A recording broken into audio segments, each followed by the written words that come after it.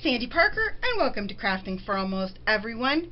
My girlfriend's mother had a fall and broke her hip and is in the hospital, and I thought I would make a nice little card for her. So I thought I would do one with roses and a nice background, and then color it with some alcohol markers and just play with it a little bit. So we're going to start out first with doing some archival ink, and this is Ranger Archival, and half the time I don't think it even works when I'm trying to get my stamp. I'm going to go for my bigger stamp because every once in a while I convince myself that this is not putting down enough ink. Don't know where I get that from, but I lose my mind over it. Alright, going for the big stamp. Alright. We'll definitely make sure it's got ink on it this time.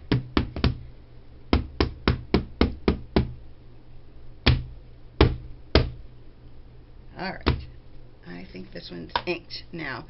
And what I like to do with these great big stamps is I like to put them like this, and then I like to put my, hopefully it's straight, I like to put the paper over it. That way I'm sure I'm getting a good image, or at least I'm hopefully getting a good image. And you use one hand to hold it in place while you move the other hand around. If you've never done this before, if you've done it before, I don't know what I'm telling you that for then, huh?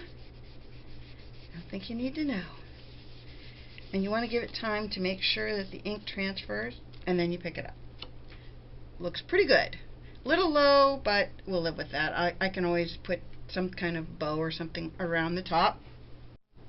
Before I go any further, I thought I'd show you the card that I made for my friend Becky, whose mother had the fall. It says hello on the outside, and it says everything will be okay even if we can't see what okay is yet.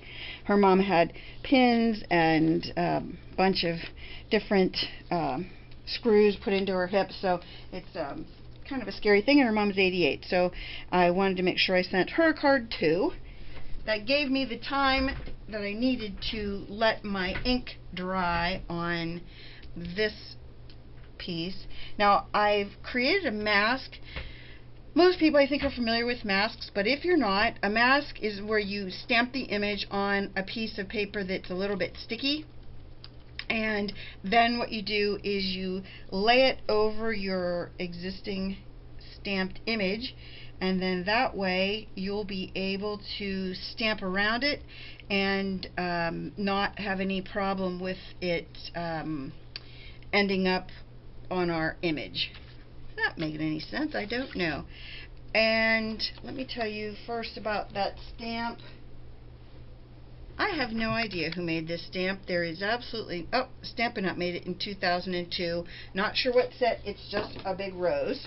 And then the background stamp I'm going to use has a little piece of paper in it. And it's also from Stampin Up from 2001, and it's some kind of a plaid. I don't know the name of it, I'm so sorry. But any background stamp will work for you, especially a plaid one. I think plaid is kind of a cool look when it comes to things like this. I'm trying to make sure that I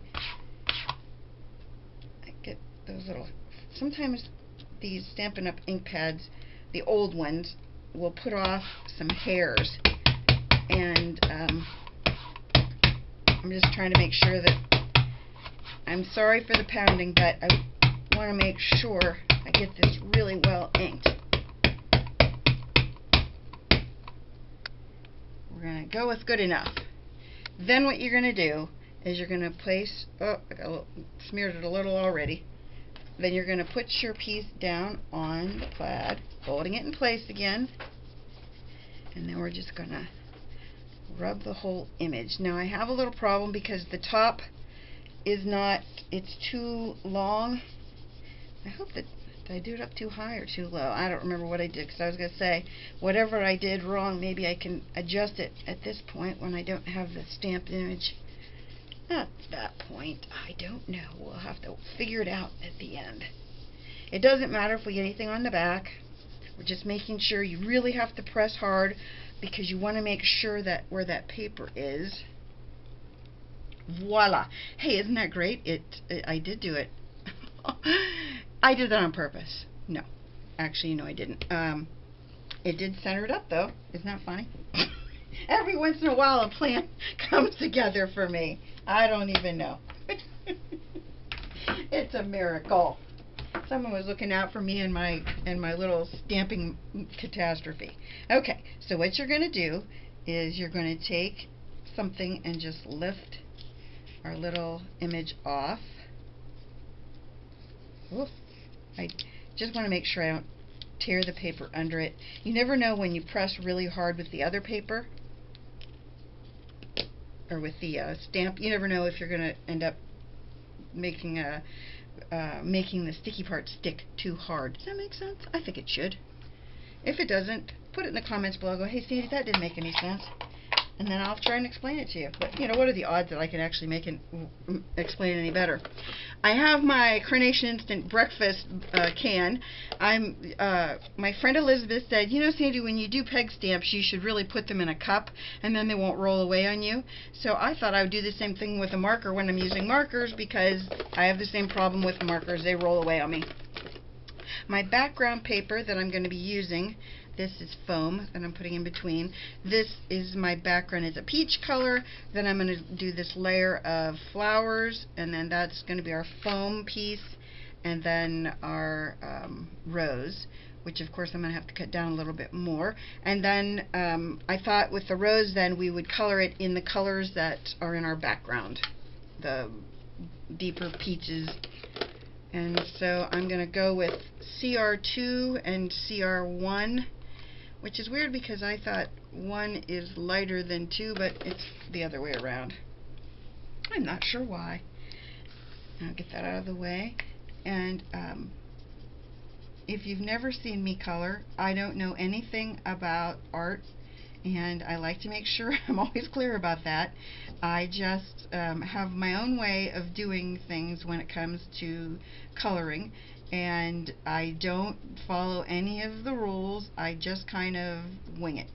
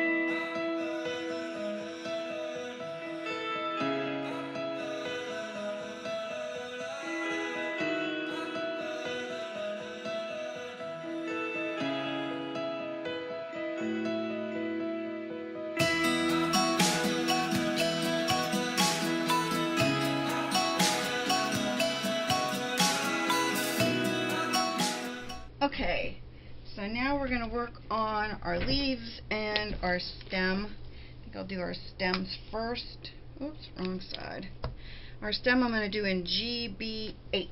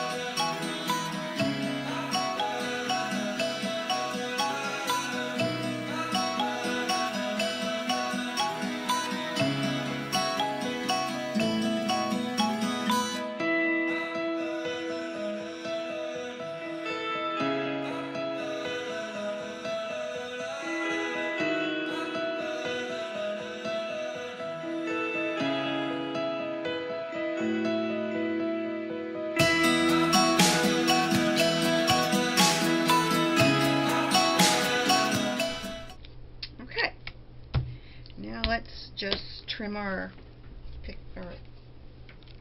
rose up. Take that top part off. I'm just trimming off my foam because I originally had it cut for the bigger size. I know how to do it. I'll just my scissors. Take off the backing. Oh, get it stuck to me too. Always like to have it stuck to me. Like that. It's so much more fun when you have everything attached to you. Okay. Okay, I have got my card in my MISTI, and I have a couple of scrap pieces of paper in here. I'm just going to see if my sentiments are straight. And if they are, they are. If they aren't, they aren't. We just want to make sure. It's hard to tell with these foam ones whether they are or not. That looks pretty good. I think those are both pretty straight.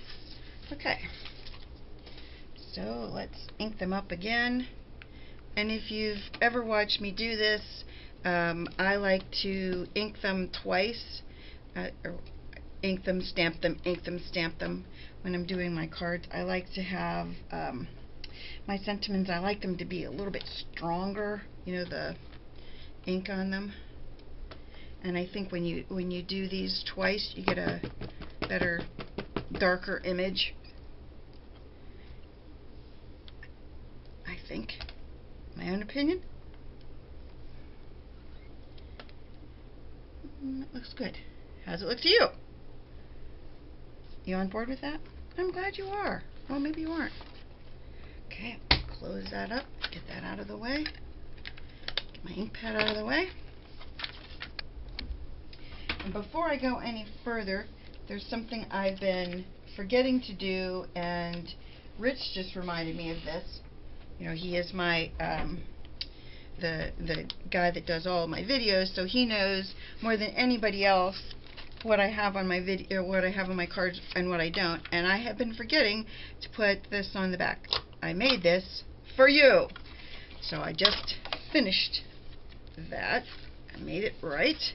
Then I'm going to put my card on, and I put some foam, fun foam, behind it to raise the rose up a little bit. And before I attach this down, I'm going to put a little bit, well, not a little bit, some. I guess I can just put it down and then do it. No, no, that's a lie. I can't do that. Oh, I almost lied about that. Oh, I hate lying about things like that. I have this ribbon, and I don't know what it's called. It's like a ruffle ribbon. We'll call it ruffle ribbon. I gotta put some more adhesive down there. And we'll see how straight it is now that I've come up with a plan. That looks okay, I think. And then I'm going to try and do, oops, too far south. Oh, come on. Okay, whew, lucky break.